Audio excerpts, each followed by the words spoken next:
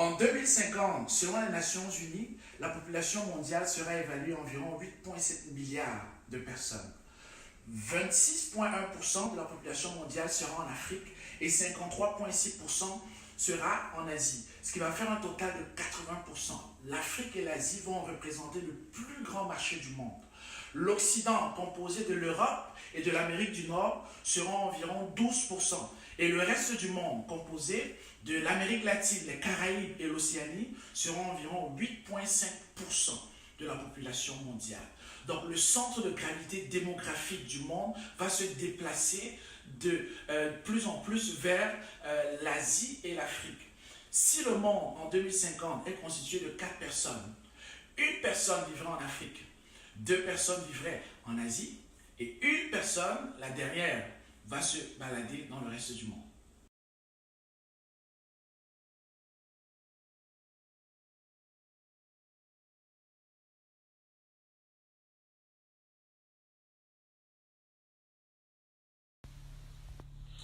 En 2050, selon le cabinet de consultation PwC, 6 des 7 premières puissances économiques mondiales seront émergentes. La première sera la Chine, la deuxième l'Inde, la troisième les États-Unis, suivie par l'Indonésie, le Brésil, la Russie et le Mexique. La France, quant à elle, sera 12e sur le plan mondial, si et seulement si elle maintient sa domination sur les pays africains de la zone CEFA. Le Nigeria sera 14e sur le plan mondial, mais il sera la première puissance économique africaine.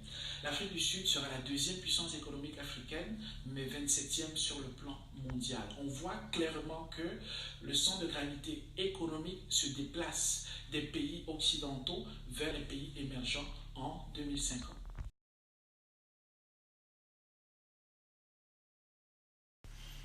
En 2050, on a vu que le centre de gravité économique et démographique du monde va basculer vers les pays émergents, notamment vers l'Asie et l'Afrique.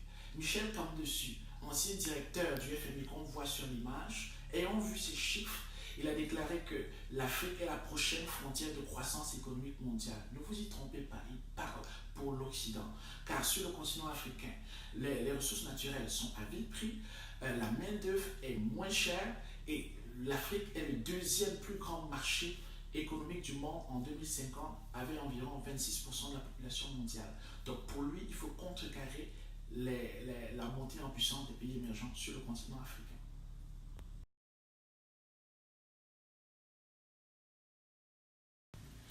En 2050, le continent africain va ressembler à une pièce de théâtre avec 2 acteurs principaux. Le premier, c'est les États-Unis, qui symbolise l'Occident et qui vient sur le continent africain avec un rêve, appelé le rêve américain. C'est lui qui a fait sa grandeur dans le monde jusqu'à nos jours. Le deuxième acteur, c'est la Chine, qui est le leader des pays émergents, qui vient sur le continent africain, lui aussi avec un rêve, appelé le rêve chinois, qui veut faire de la Chine la plus grande puissance économique et civilisationnelle du monde. Le dernier acteur qui a été ignoré, qui ne paraît même pas sur la scène internationale, c'est la JAD, ou bien la jeunesse africaine et diasporique, capable de produire des capitaines d'industrie, des leaders industriels économiques qui vont faire bénéficier aux populations locales des richesses du continent africain.